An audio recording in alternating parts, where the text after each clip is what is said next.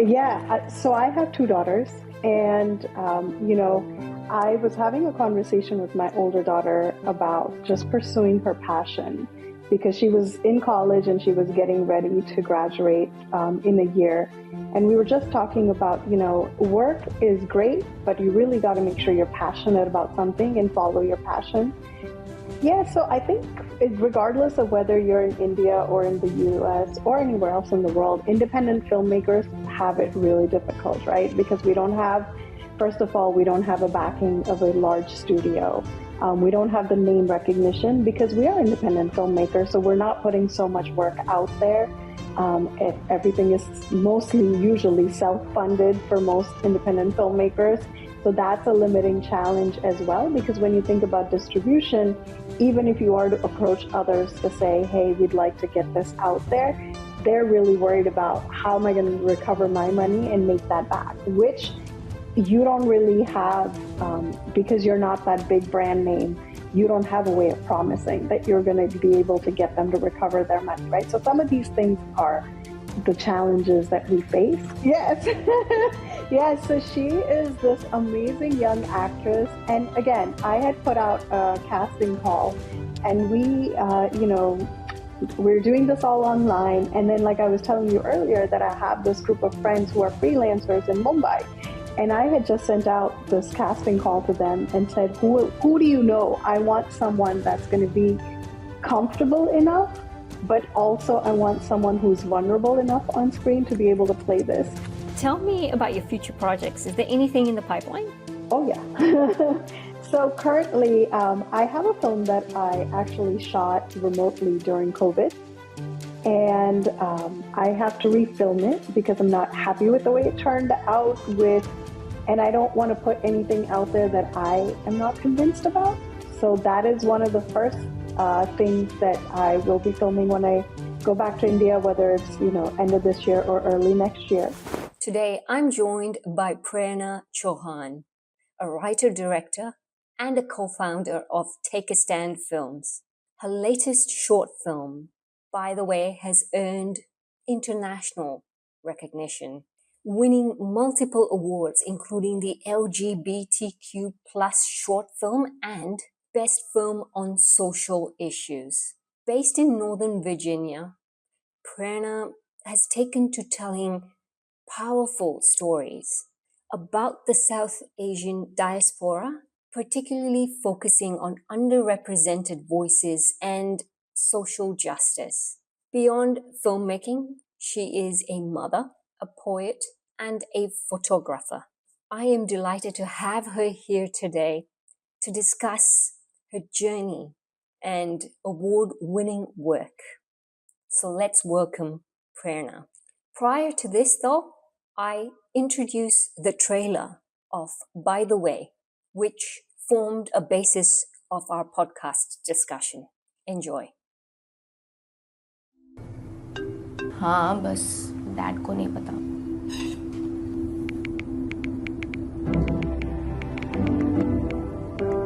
नहीं समझोगे ऐसे कैसे हो सकता है एक साथ दोनों किसने बोला एक साथ No, I just feel this is not done. Dad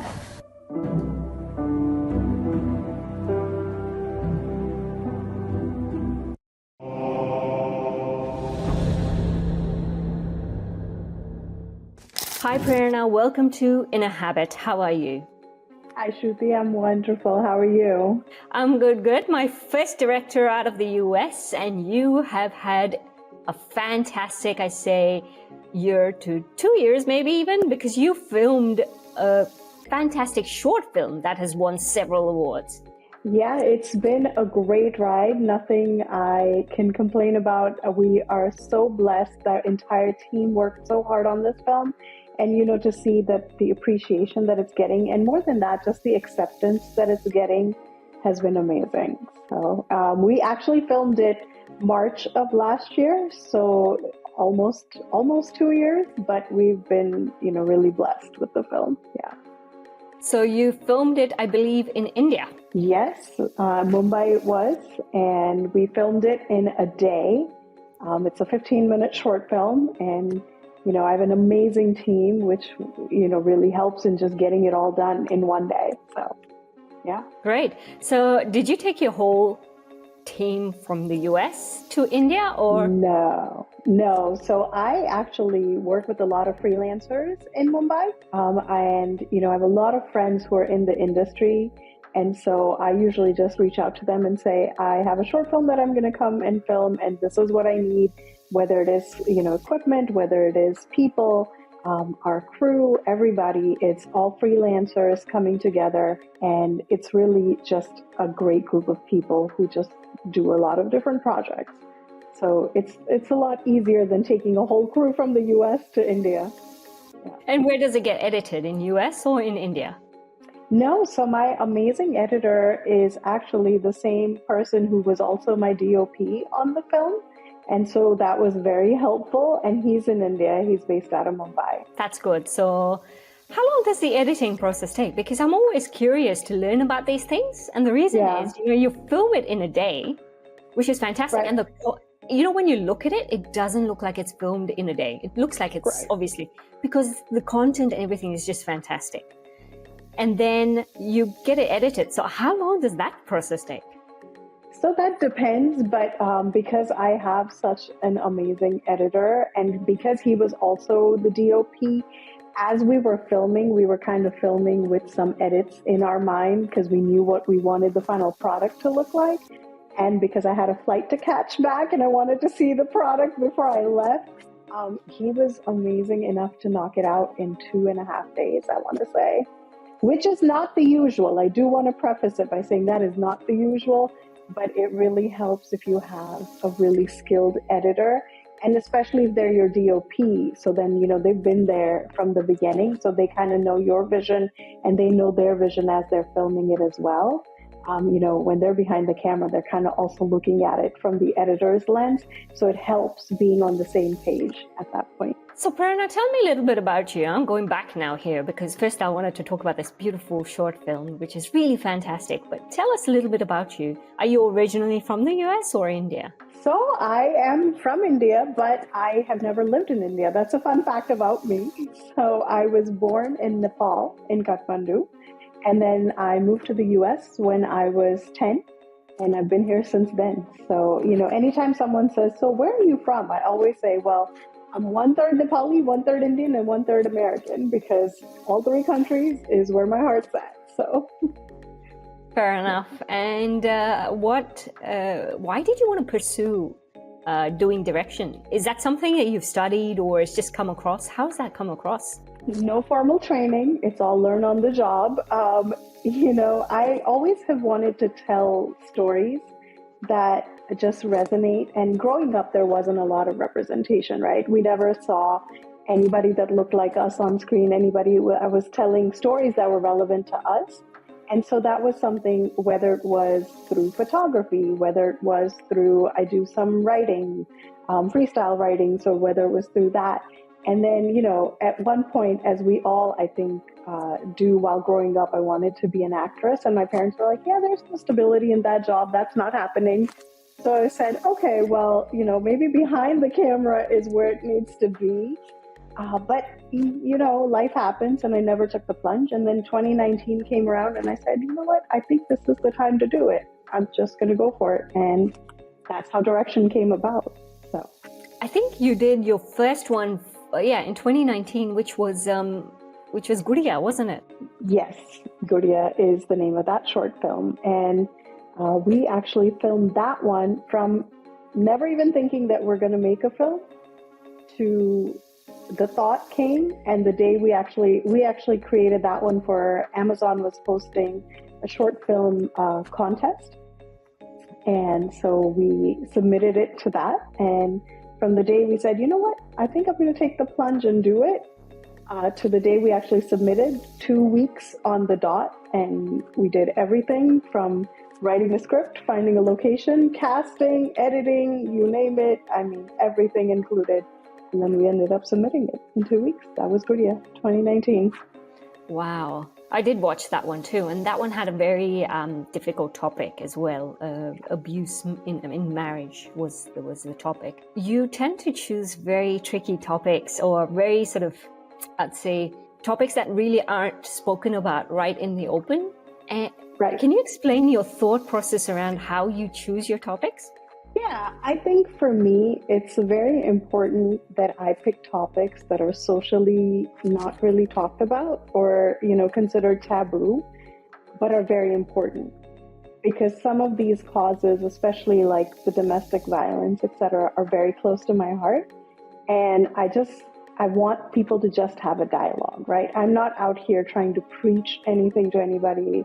I know I can't change anybody or everybody's minds, but if anybody can at least start a dialogue after watching my film, like Gurya, for example, is about, the identity crisis that kids face growing up in the US, especially because I went through that. My brother and sister went through that. Like, are we Indian? Are we American? Are we Indian enough? Are we American enough? And then the fact that the parents struggle to make sure that you are Indian and you're holding on to those values, and that conflict, right?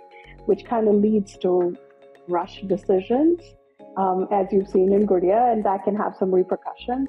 So if I can even have one parent-child conversation that can kind of avoid something like that, that for me is what makes it worth making that film. So I try to, pick topics that I know that a lot of us don't talk about, but it's really important to at least start a dialogue. Can you share a pivotal moment that convinced you that filmmaking was what you wanted to pursue? I know you said that in 2019 you thought this was the time that you just wanted to do it. Now, you've obviously had those type of setbacks where you wanted to be an actress, and then that was, not something that your parents considered. Well, it was more volatile, I'd say, that they felt it was. So what was it that, made you go, all right, that's it, I'm done. I'm going to direct a movie? Yeah. What was that moment? Yeah. So I have two daughters, and, I was having a conversation with my older daughter about just pursuing her passion, because she was in college and she was getting ready to graduate in a year. And we were just talking about, work is great, but you really got to make sure you're passionate about something and follow your passion. And then I thought to myself, here I am telling her, but I'm not doing the same thing. So why am I not? I should, And I just said, you know what? I think I'm going to just give it a shot and see what happens. And that was it. It was just literally that aha moment while I was telling her that she needs to pursue her passion. I said, but I'm not doing the same thing. So how am I sitting here and telling her she needs to do that? Do you ever have sort of conversations with her? Well, she probably knew, I suppose, that at some stage you wanted to be a director or wanted to be in the movies. Has she ever said, Mom, but you're not following your passion? Because children put you on your spot. If you No, but both my girls just said, why did you even wait this long? That was their question. So they both just said, you should have just done this long ago. Why did you wait this long? That's it. And I was like, good question. I don't have an answer for that, So, yeah. What do you think the challenges are, Prerna? I always wonder, because India has such a vast pool and ability for you to sort of tap into when it comes to submitting short films, when it comes to recognition. What sort of challenges do you think you have being in the US and trying to get this out there? Because, By the Way is a fantastic film. I must admit it. I just think that it needs to be in a lot more places like Amazon Prime, Netflix, and so on and so forth. So tell me more about your challenges in that space. Yeah, so I think regardless of whether you're in India or in the US or anywhere else in the world, independent filmmakers have it really difficult, right? Because first of all, we don't have a backing of a large studio.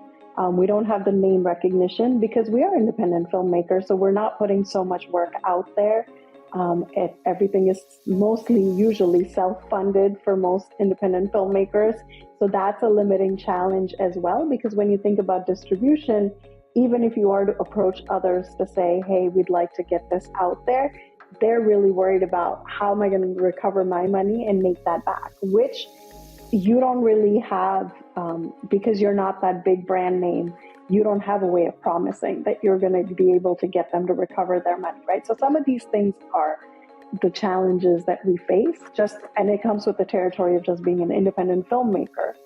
But again, I do have to say on the flip side, I think making these films and kind of creating an audience for ourselves is going to help. And then also film festivals is a great place where if you're submitting your short films and they're getting seen at different film festivals, then to your point when you said like Amazon Prime, etc., it's a little bit easier to approach a streaming platform and say, you know what, here's our proof of concept.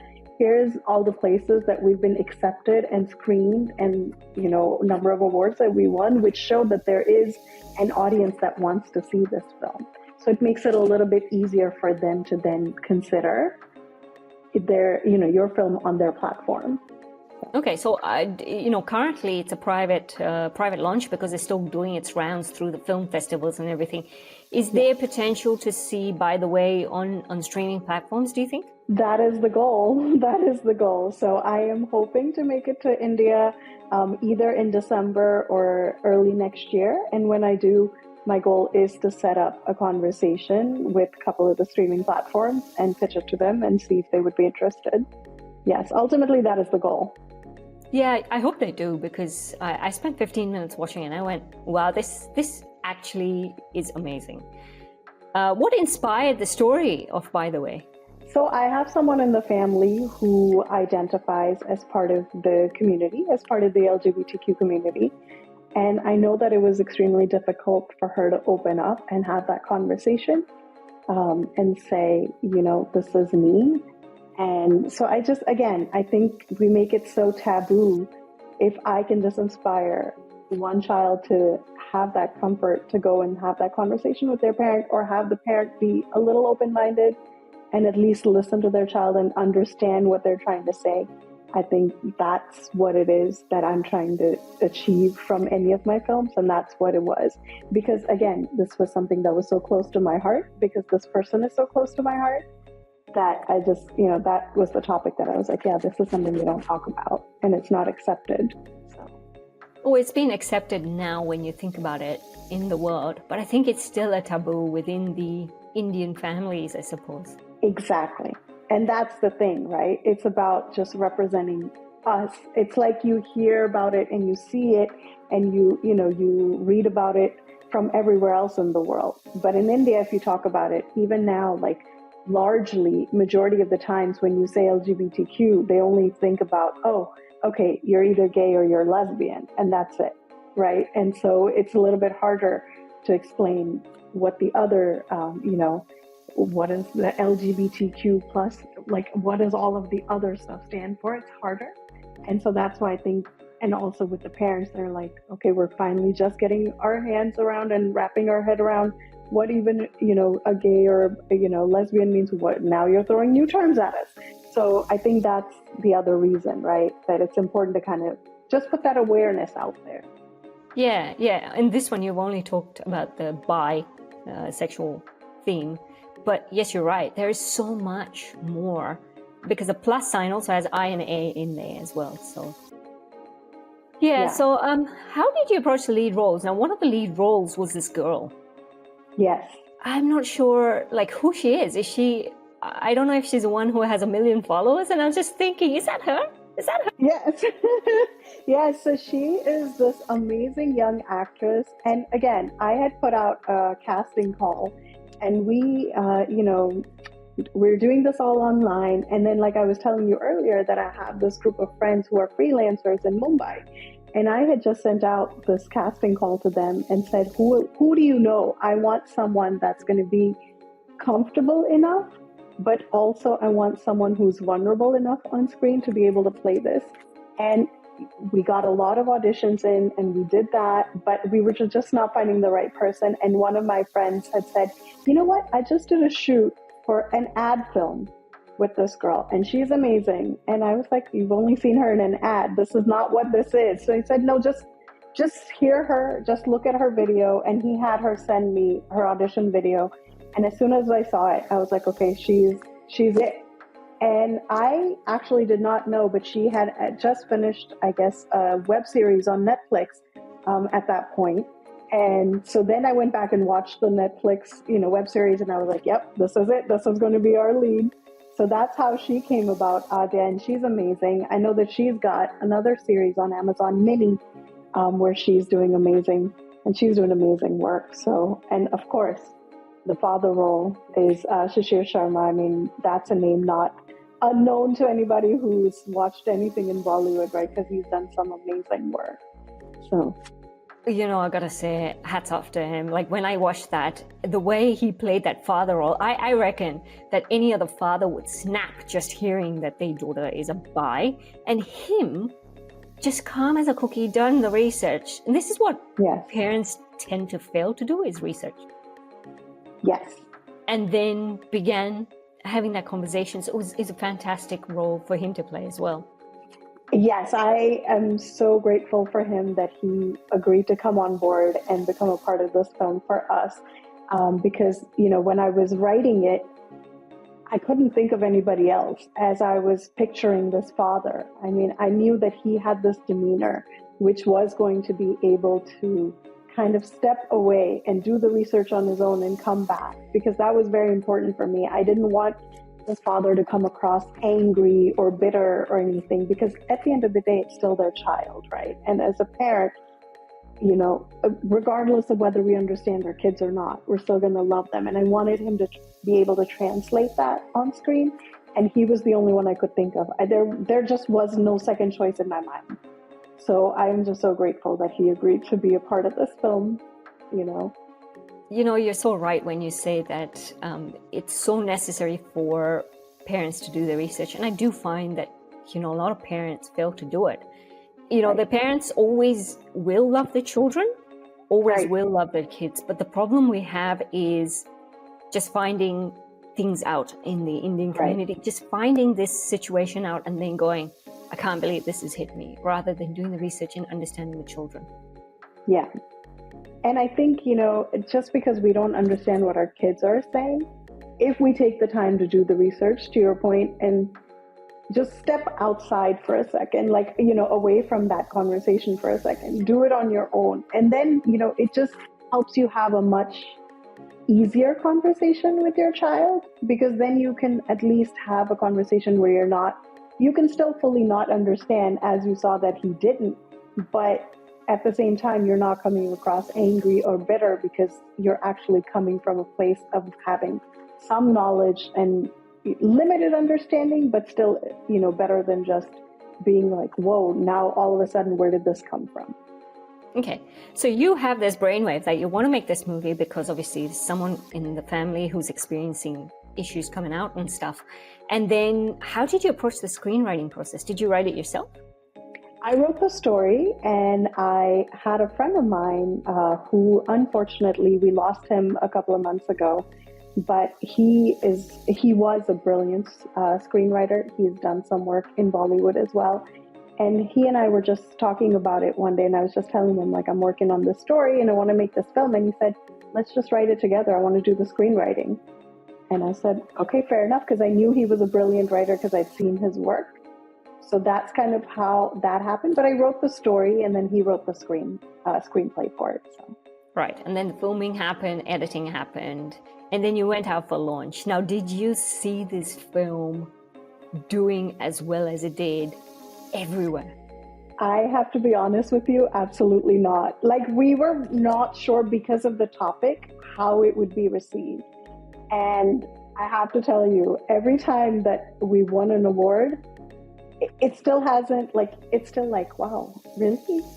Another one? And so every time that happens, like, we text back and forth, you know, and go, hi, this happened.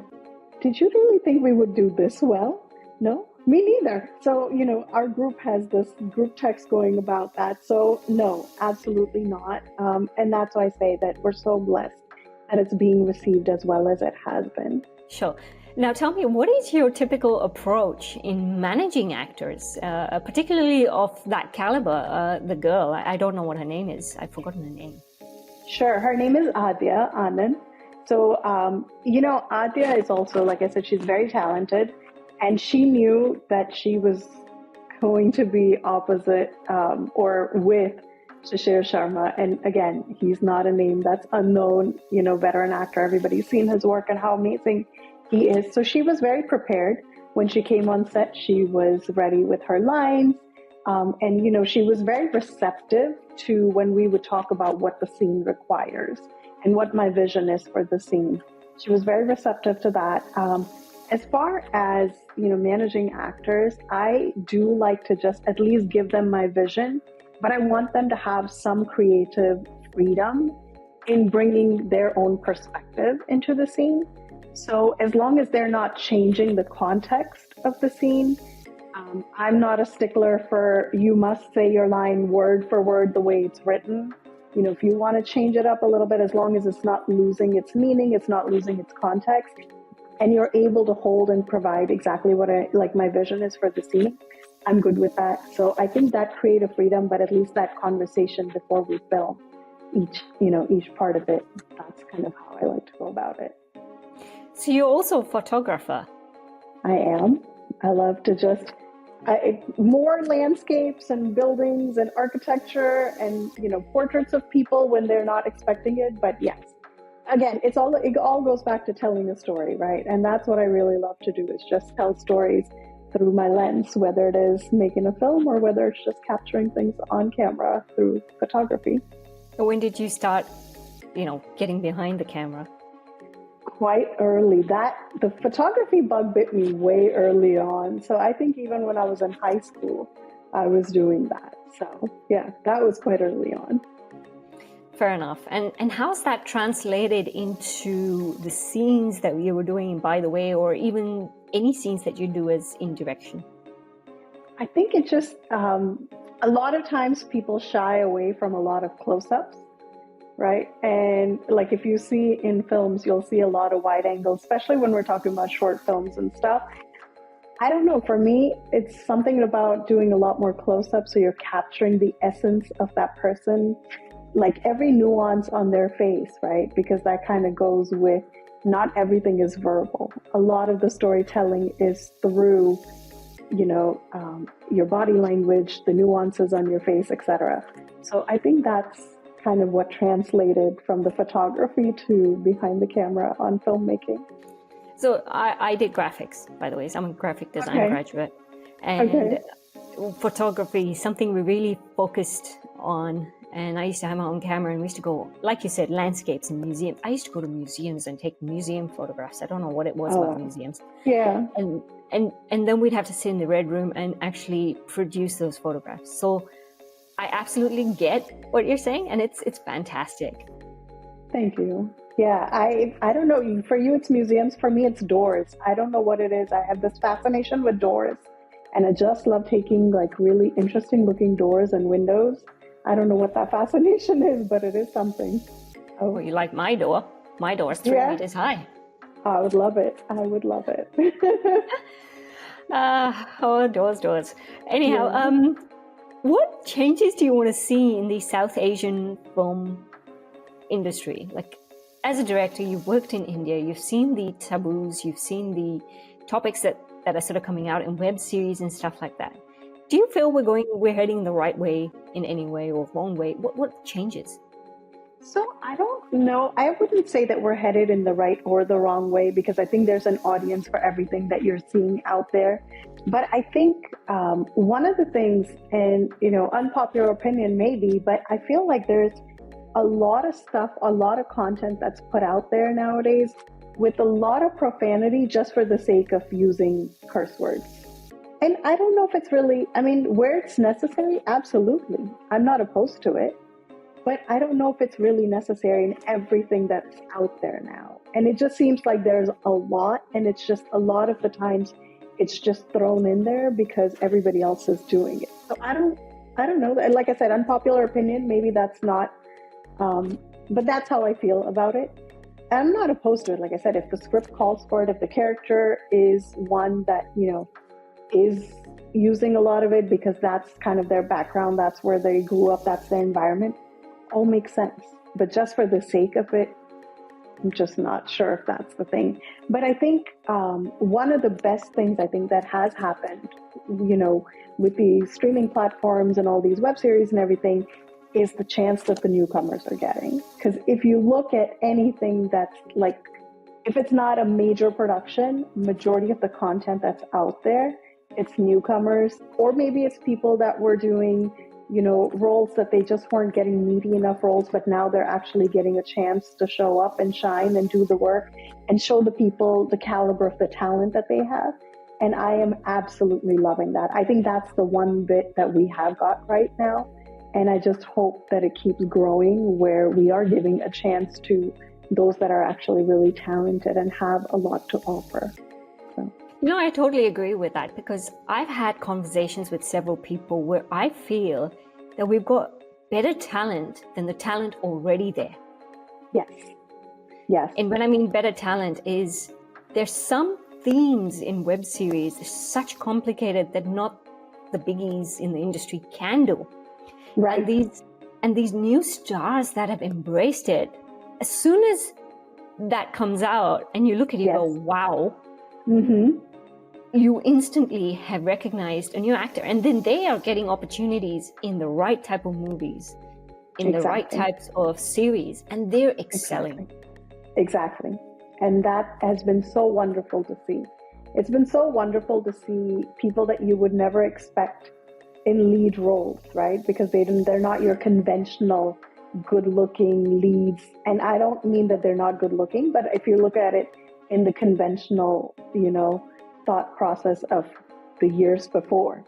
But now it's like your hero looks so much different than what we're used to, which is so wonderful to see. And, stronger characters, I think we're seeing a lot more of that. So it's been a great thing to see. That change has been really welcoming, I think, from everybody. Even the audience, I think, has really embraced that.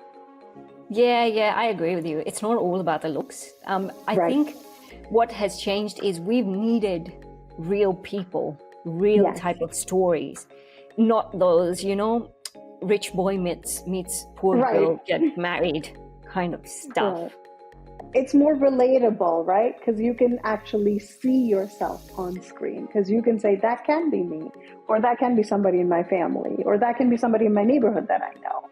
Now, this topic of in By the Way was very different. So tell me, has there been a difference in reception in the Western world versus in South Asia, or even in the Indian film festivals? I know that you submitted it in Calcutta. We did. So I have to tell you, there's a couple of film festivals in India that turned us down because they said, we love the film, we love the actors, we saw it, our jury saw it and they thought it was great. But yeah, the topic is not one that we want to film or that we want to screen at our film festival. And so it got turned away for that reason. So as far as reception is concerned, I mean, we've literally had a couple of festivals tell us as much as they love our work and they love the actors and the film itself, they won't show it because of the topic. So, so that's been, it's been a little bit mixed in that sense. But again, it's kind of understandable because we're not there yet where this topic is not taboo anymore, right? Which is why we need to have this dialogue, which is why we need to have this awareness. So it's going to take time, but everywhere that it has been accepted, like we screened in Jharkhand, we screened in Delhi, we screened in Calcutta, we screened in Kerala. I mean, it's been received really, really well in India in these parts. And you know what the interesting thing is? A lot of these themes are appearing in web series, in Indian movies and Indian series and stuff, and they're doing really well. They are, absolutely. Yep. And yet, you've been knocked down by film festivals in India who do not want to show it. Yes. Yeah. Because again, they have they said, well, if it was a different topic, like one of them said, well, we know Guriya is a little bit older because film festivals have a, timeline of if it's made between X year and Y year, whatever, you can submit it for that particular year. Oh, we know Guriya is a little bit here, but we'll make a little bit of an exception. We can show that instead. And I said, that's not what I submitted. So thank you, but no, So yeah. Wow. Now tell me, are there any challenges that women directors face versus male directors, do you think? Have you experienced that as well?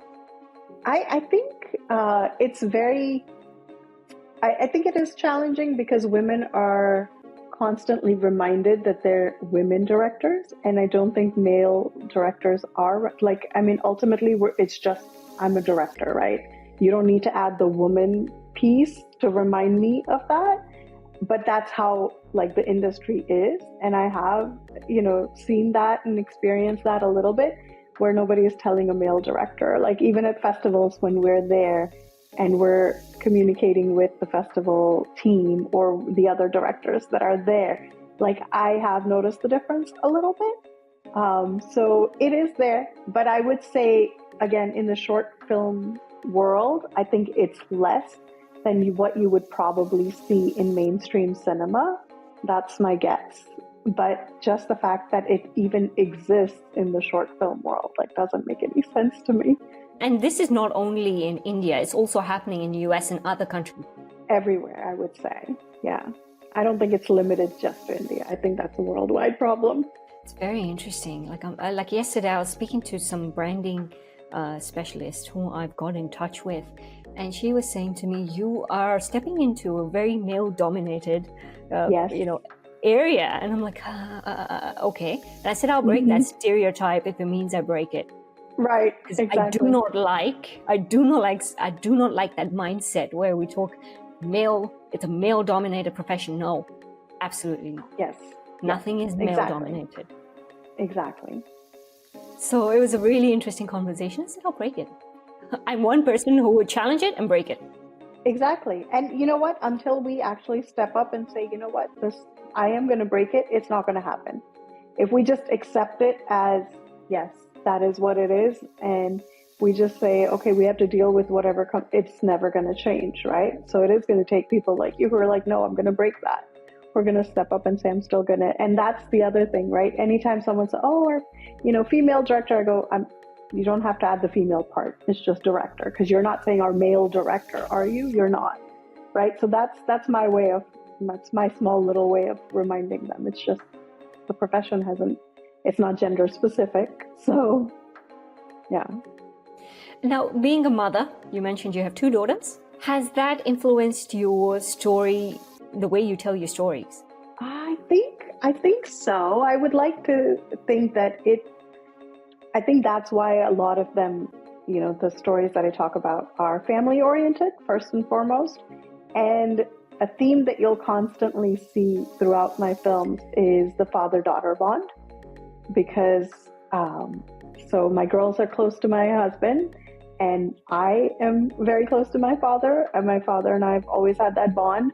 And I think I'm not consciously writing that when I'm writing my films, but just because that's what it is, it just bleeds into my scripts as that, because that's a constant theme that I have started to realize, like, oh, every character, even though I'm not thinking about it when I'm writing it, I always end up having the strong father-daughter bond. So I think it does, kind of play into having my girls, and kind of without really consciously making an effort, it just automatically, I think, happens.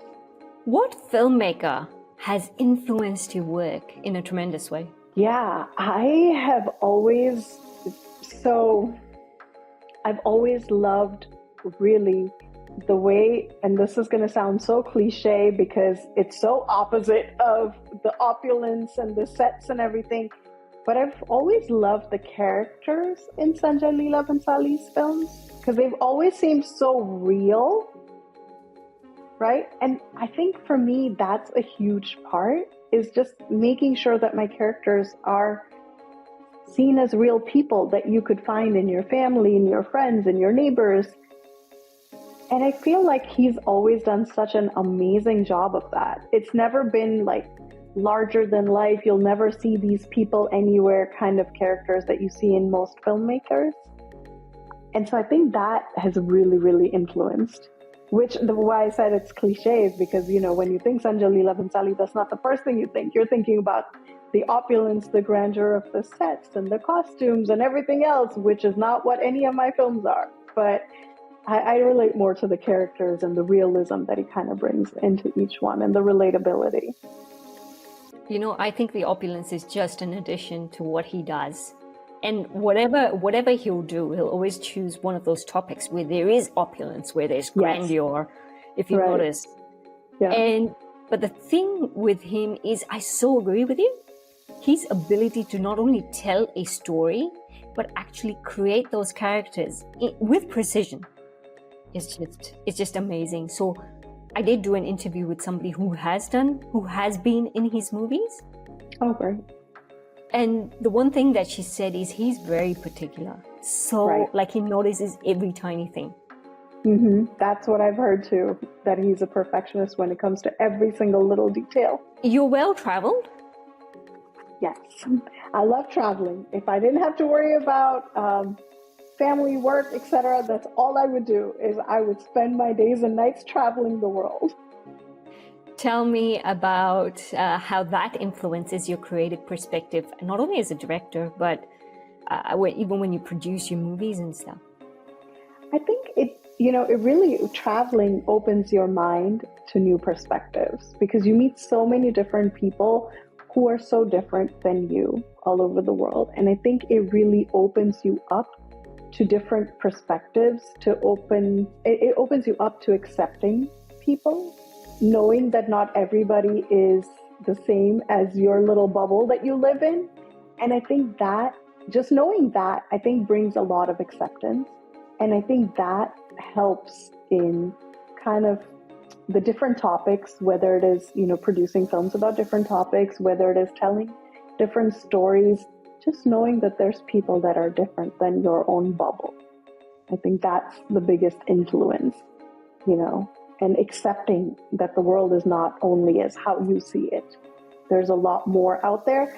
But at the end of it all, if you really get to know people, if you really talk to them around the world, you'll realize that we have a lot more similarities than we have differences. And I think that's the biggest learning for me, is I could be in a country that is so different than where I grew up or where I live, but at the core of it, family is still important. The issues that we face, a lot of them are very similar. So we have a lot more similarities than we have differences. And I think realizing that has been, one of the best parts of being able to travel around the world. Tell me about your travels. Where have you been and what have you learned? Tell me one key place that you've traveled to and your learning shifted your perspective on, say, life, for example. I don't know about shifting my perspective in life, but definitely talking about a lot of the similarities, etc. Definitely, I would say when we went to Norway, by the way, my most favorite place that I've traveled to so far. I've been 3 times and I cannot wait to go back again. It is absolutely stunning. I love the country. I think it's amazing. Just the people are extremely friendly. It's a very minimalistic type of a living is what I found. Not in the touristy places, obviously, but when you actually got into the heart of it and you actually talk to the locals around, it's a very minimalistic way of living, but everybody is so content with, with nature. It's all about nature. It's not about the material world. They're so friendly. They're so welcoming. And they have this, I think there's a stereotype about that part of the world being very cold and like being very standoffish to strangers. And that was not my experience at all. Everybody was so welcoming, so warm, so loving, and so hospitable that I think made me realize that, it doesn't matter. Like the stereotypes exist everywhere.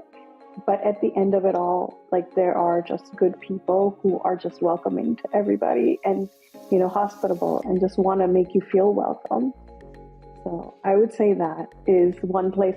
I think Dubai was another surprising place for me because I didn't think it would be like you hear about these laws, the Saudi laws, and they're so extreme and everything.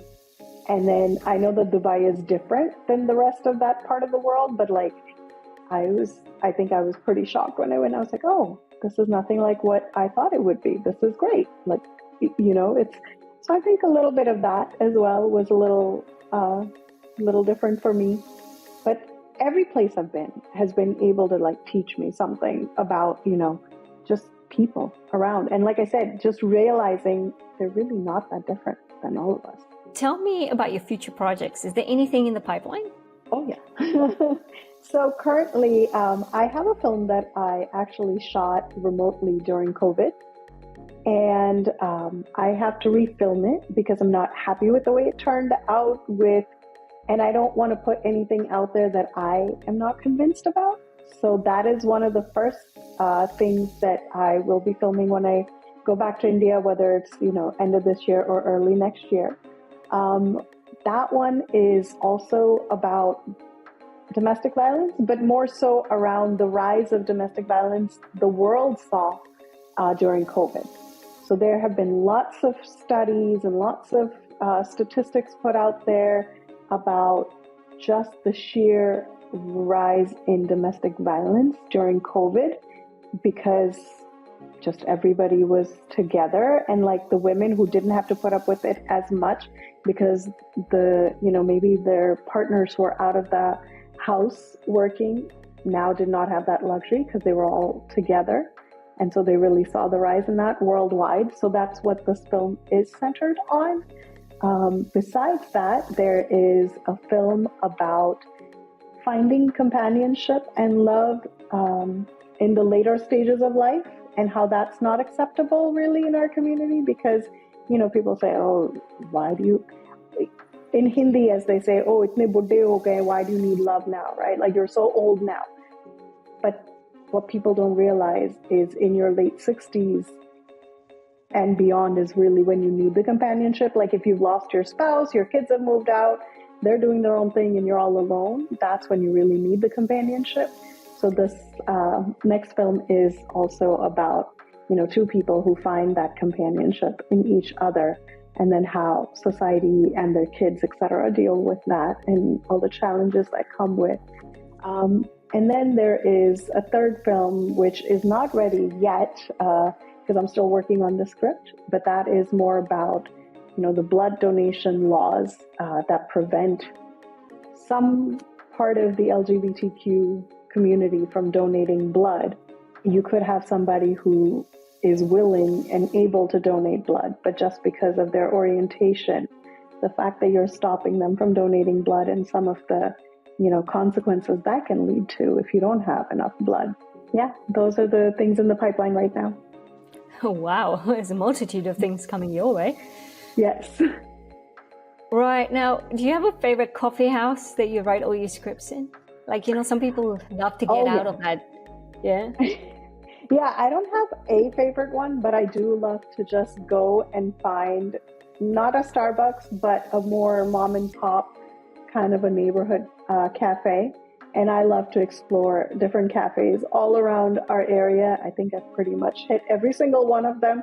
And so any given weekend, I love to just go and sit there and just kind of throw on my playlist, put on my AirPods, and just write away. So I think they all kind of know me now because I frequent quite a few of them in our area.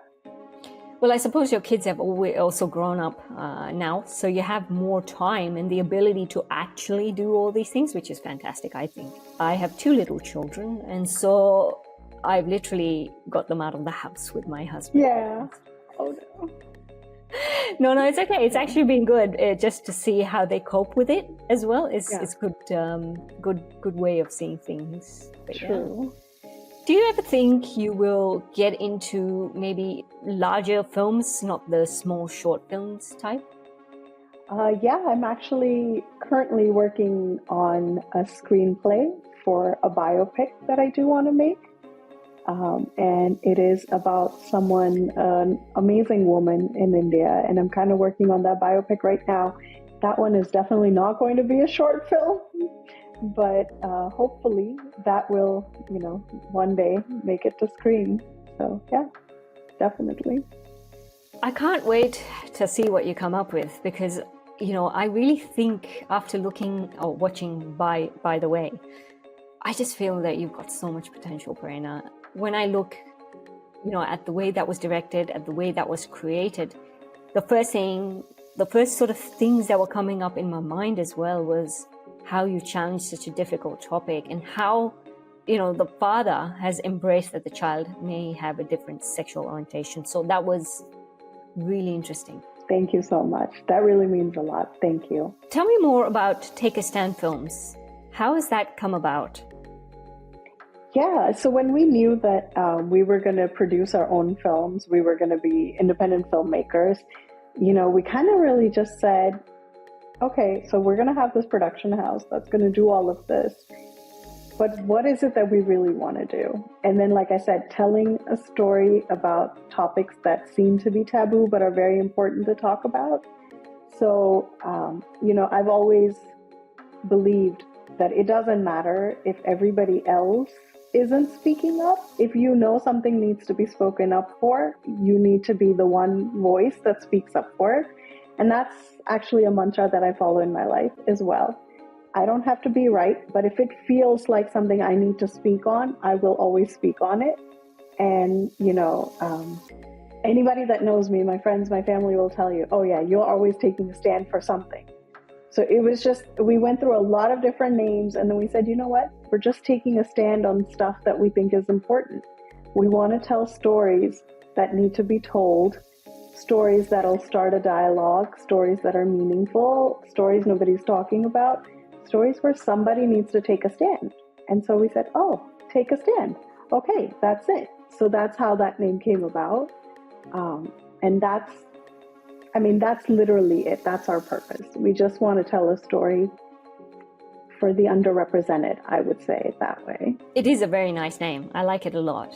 Thank you. Thank you. Is that going to be your banner the whole time? Even if it's big, longer films? Always. Always. That's not changing, because that's at the core of it. That's who we are. That's what we stand for. So that's not going to change. Okay. And it's primarily based in the US.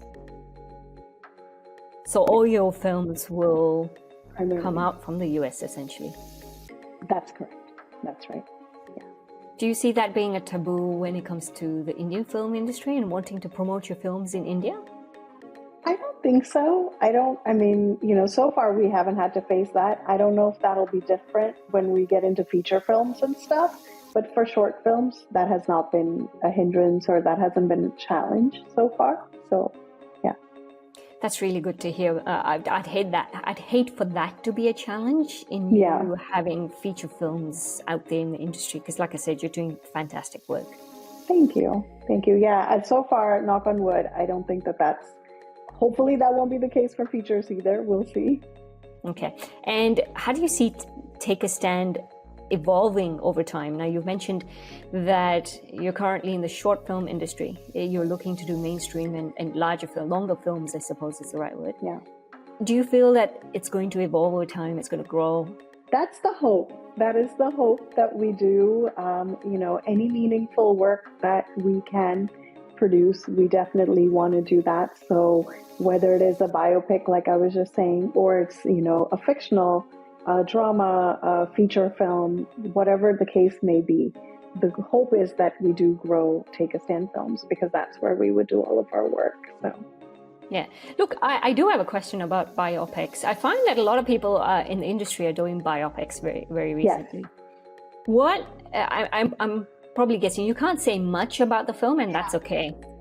That's okay. So what makes your biopic different from all the other biopics that are coming out? Because there's a time when people are starting to say, oh God, not another biopic. Not another one. Yeah.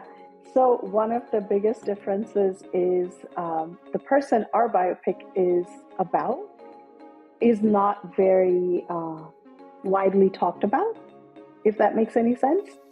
So she's not a common name that you would hear in everyday, which is most of the biopics that you're seeing are names that are well known, are names people are talking about. That's not the case for us. So that's the first difference. The second one is majority of the biopics that you see are all males, or is a female. That's the other one. And it is a very strong female, it's in the true sense of like female empowerment. So I would say that in itself is different for us. So yeah, that's what I would say makes it different. But the biggest difference is it's not a common name that you would hear in everyday conversation. And majority of the people won't even know who she is until they actually watch the film or do some research on her. What is your ultimate goal as a filmmaker?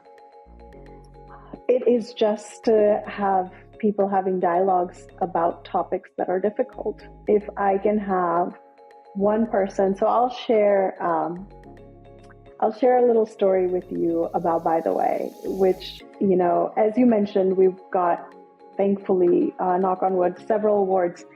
But all those awards aside, right? I always say that this one conversation that I had with a father is my biggest award that I've gotten for By the Way. So as I mentioned that we screened in Delhi, I had a gentleman reach out and email me because I was not at that screening because I was in the US and I couldn't make it. He reached out and emailed me and said, look, I was looking for you after the film because I wanted to have a conversation. I realized you're not here. I really had to ask the film festival people to give me your information. So I'm reaching out to you to let you know that my daughter came to me and we had a similar conversation a couple of weeks ago. And I was not as calm as the father in your film. Watching your film today made me realize there could have been a different and a better way that I could have handled that conversation. I just want you to know I'm going to go back home and I'm going to have that conversation with my daughter again, but very differently this weekend. And I want you to know that it's your film that's really helped me realize that there's a better way of dealing with it. I have to tell you, Shruti, I was not at home at that time. I was in a restaurant and I don't know why I had just I saw the email pop up and I was like, oh, I don't know who that is. And I read it because we were in the thick of all the film festivals at that time. And because he had put the film festival as the subject, I think that's what prompted me to just be like, I'm just going to read it anyways. I'm sitting in a restaurant full of people and I've got my friends with me and I'm literally, I'm in a ball of in a pool of tears because I lost it at that point because it was so touching to me that he even took the time to say, you've helped me realize that this is not the way I should have handled it with my daughter and I'm going to go have a better conversation with her. And to me, that made it worth making this film. So for me, that's what it's about. It's just having that one person who just even says, you know what, this is what, and that's what, it just means the world to me. I don't know how to put it in words right now because I get so emotional every time I think about it, but that's what makes it worth for me to make the film. Did you ever hear back from that gentleman? Did he have that conversation? I mean, he told me that he had a conversation. I got a second email just saying, I just want to say thank you again. I had a conversation and it went really well. And I didn't push, I didn't ask for details. That's between him and his daughter. But the fact that he wrote back and said it went really well made me really happy, So, yeah. Wow, that is just amazing, to hear that your film actually made that shift in mind. And I think we need more of that. And I mean, it's, sorry, I was just going to say, it's not even just that, closer to home, right? The last person I expected to kind of get the comment from was my father. But when my father saw it, he said, I think more people need to see this film because it's really important for people of my generation to realize that they need to be open to having these conversations with their kids. And I was not expecting him to say something like that because he is a little bit old school thinking. So that was not expected, but that is what he would say. But the fact that he said, I think more people need to see it because people of my generation need to realize that they need to be open to having these conversations. That again, that's what makes it worth for me to make these films. Prerna, I really want to thank you for your time. I've had one hell of a conversation with you. I really love the fact that you have openly answered my questions as well as you've taken me through your creative process, particularly for this short film. I loved watching it. I would encourage people to watch it if it ever comes out on a larger scale. Thank you. And it's definitely something. Yes, it is a topic, a taboo in the Indian society and stuff, and that's where a lot of education is required. Thank you so much. That really means a lot. I'm really glad that you liked it, and thank you for this opportunity. I'm really, grateful for this as well, to be able to just talk about it and kind of let others know. it's just such an important topic. I think, I think we all know people in the community, and they need all the allies that they can get. So, if we can just be that voice, that support, that ear for them to just kind of, talk to or lean on, that shoulder, I think that's really what's needed. And so I really am grateful for this opportunity. So thank you, Shruti. Anytime, Prerna. I'm looking forward to your future movies coming out as well. And I want to be the first Thank one you. to interview you during that time. I hope I get that opportunity.